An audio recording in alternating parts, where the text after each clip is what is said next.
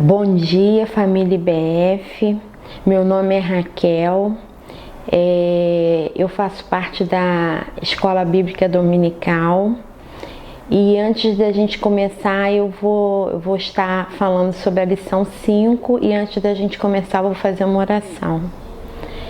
Senhor Deus e Pai, louvado seja o Teu santo nome. Muito obrigada, Senhor, porque nós estamos aqui nessa manhã querendo aprender mais de Ti, querendo Te louvar no nome de Jesus. Abençoa os meus irmãos que estão em casa vendo esse vídeo, no nome de Jesus, amém. A nossa quinta lição, ela fala da depressão por conta da culpa. Experiências na vida de Davi, quando a culpa nos derruba. Texto básico é o Salmo 38:8, que fala assim: estou fraco e muito quebrantado. Tenho rugido por causa do desassossego do meu coração. Esse salmo é chamado salmo penitencial, porque nele Davi expressa tristeza por seu pecado. A culpa é um dos sentimentos mais destruidores da alma de uma pessoa e pode levar à depressão. No salmo, Davi expõe que sofria do corpo e da alma, quando ele fala. O que levou Davi à depressão? O verso 3, ele diz: não há saúde nos meus ossos por causa do meu pecado. Então ele já revela no Salmo que é por conta do pecado. E no verso 4, ele aprofunda essa confissão: as minhas culpas me afogam. Davi, ele reconhece a sua depressão era por causa de uma culpa, de pecados não confessados e não abandonados. Então, os pecados não confessados e não acompanhados levam à culpa e a culpa leva à depressão. Nem toda depressão, isso é importante a gente falar, que nem toda depressão e ansiedade é fruto do pecado, mas alguns são. Biblicamente, não há como negar que alguns pecados podem nos levar a esse estado, e esse foi o caso de Davi. A experiência de Davi nos leva a refletir com um problema que não é físico, pode nos levar a um problema físico. Então, o problema da depressão, o problema do pecado não é físico, mas ele pode levar a um problema físico que é a depressão.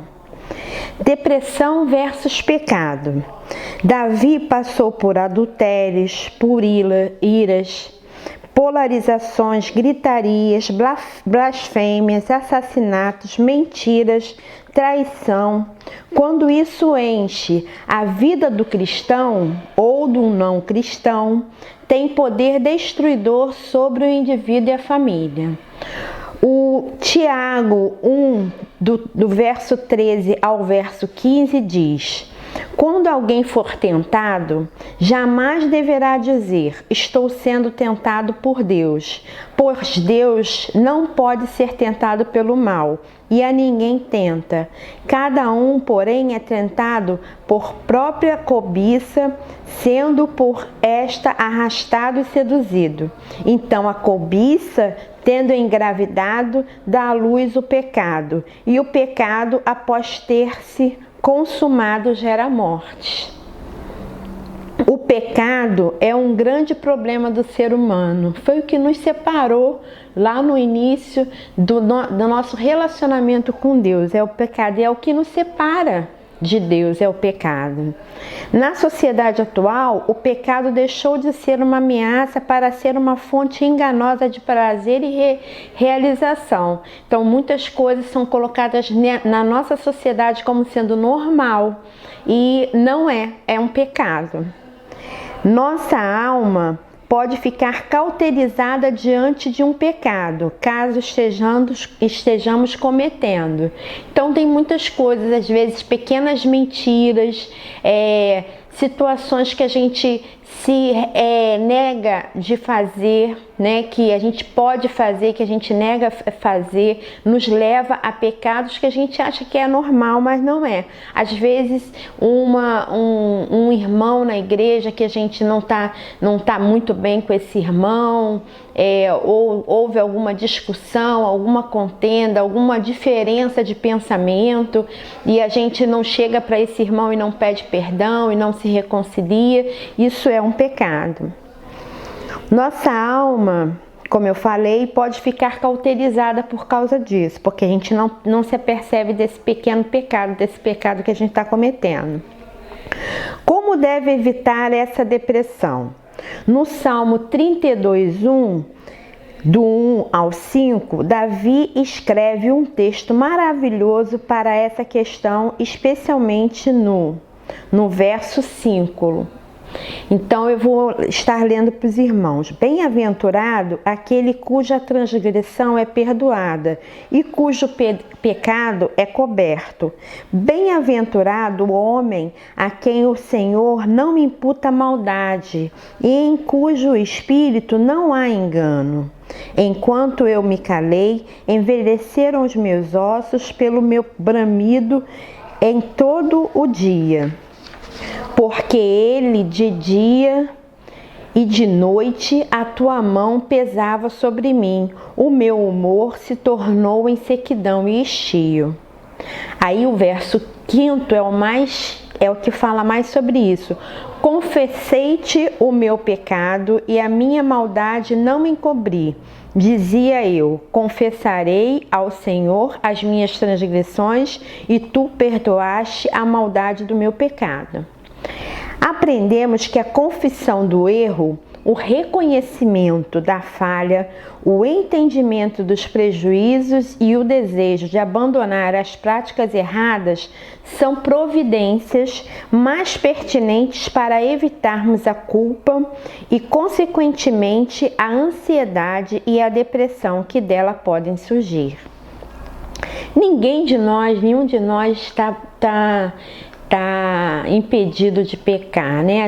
Todo dia a gente comete algum erro, alguma falha, algum equívoco, né? Que é um pecado, né? Diante de Deus, e a gente precisa corrigir através do nosso arrependimento e confessando isso ao Senhor. A graça de Deus. Nós temos dois extremos perigosos quando a gente fala da graça de Deus. O primeiro é quando a gente acha que Deus é implacável para com o pecador a ponto de não aceitar qualquer dos seus erros. É um Deus sem misericórdia. Isso é um erro. Nós sabemos que a misericórdia do Senhor se renova todos os dias. Aqueles que admitem, e o segundo é aqueles que admitem viver de qualquer maneira, sem nenhum compromisso com a santidade. Basta confessar o pecado que Deus perdoa, afinal estamos no tempo da graça. Eu já ouvi muito isso, né? Muitos irmãos falam isso, que estão dentro da igreja. Nós estamos no tempo da graça, Deus perdoa tudo, mas Deus tem uma capacidade que o ser humano não tem. Deus tem a capacidade de olhar o nosso coração. Então Ele sabe se nós verdadeiramente estamos arrependidos e que nós vamos nos esforçar para não pecar mais. Então isto faz com que a gente não pode ter essas duas versões, nem achar que Deus não tem misericórdia, nem achar que simplesmente por causa da graça de Deus Ele vai perdoar o pecado sem que você verdadeiramente dentro do seu ser esteja se sentindo arrependido por aquele pecado. O pecado gera dor, doença na alma e não podemos conviver com isso por muito tempo. É importante confidenciá-lo a Deus, sabedores do seu perdão. Isso retira de nós a culpa. Por mais que sejamos isentos das consequências dos nossos erros, o perdão de Deus é certo para aquele que reconhece o seu erro e pede perdão a Ele. Sua alma é restaurada. Deus a alimenta com sua graça e faz o indivíduo se livrar do desejo de morrer, né? Tem pessoas que se corroem com o pecado e com a culpa que o pecado gera e pensam até na morte, né? Porque não conseguem sentir o perdão de Deus. Então é importante que a gente saiba que se a gente verdadeiramente se arrepende dos nossos pecados, o nosso Deus, ele é fiel e ele é o nosso advogado e ele perdoa os nossos pecados. Nós estamos chegando ao final, então a gente vai parar e pensar e agir. O pecado de Davi resultou numa tristeza tão grande que adoeceu seu corpo e sua alma. O Salmo 38:8 fala sobre isso. As doenças psicossomáticas estão relacionadas às emoções e sentimentos e pensamentos, né? Então, tem várias doenças que são psicossomáticas, elas vêm por conta de emoções, de sentimentos e de pensamentos e fazem com que o nosso corpo adoeça. Nem todas as doenças são psicossomáticas, mas algumas doenças podem ter origem emocional e espiritual. Então a gente tem que tomar cuidado, não só quando a gente ora pelo corpo, a gente fala na palavra de Deus, fala que nós somos corpo, alma e espírito, e nós temos que cuidar do nosso corpo, da nossa alma e do nosso espírito. Pense se não existem práticas pecaminosas cauterizadas, a gente tem que verificar isso em nós, né? Não se trata de adultério ou assassinato apenas, mas outras reações menos graves aos seus olhos podem estar adoecendo a sua alma. Então, às vezes, a gente tem que verificar mesmo, né? Se nós estamos em paz e amor com os nossos irmãos e amigos, se a gente está em paz e amor com nossa família, com os nossos filhos, nossos netos. Cuidado com a culpa. Satanás é acusador. Então a gente sabe que ao tempo todo Satanás está ao nosso derredor, tentando encontrar alguma brecha para que a gente seja ali colocado aquela culpa no nosso coração. E ele sabe o que nos derruba. Então ele sabe que a depressão, a tristeza pela depressão, ela traz essa culpa pelos nossos atos. Então a gente tem que tomar muito cuidado para não deixar que ele que Satanás use isso contra nós. Confesse seu pecado ao Senhor, acredite no seu perdão e viva saudável, amando a vida e a seu Deus. Então, eu termino fazendo essa colocação aos irmãos, que nós devemos confessar os nossos pecados, né? Acreditar no perdão e viver uma vida saudável, né? Amando a vida e também amando a Deus. Vamos fazer uma oração para terminar.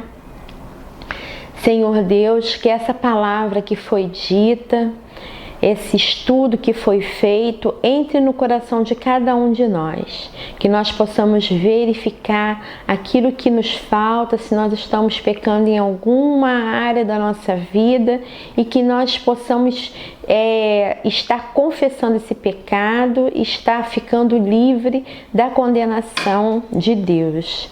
No nome de Jesus, eu te agradeço pela oportunidade de entrar na casa de cada lar, de cada irmão que está vendo agora essa aula e pedindo também, Senhor, que cada um esteja bem, que a saúde de cada um esteja bem. Nesses tempos difíceis que nós temos passado, o Senhor tem nos sustentado, tem sido fiel a nós. Muito obrigado no nome de Jesus. Amém.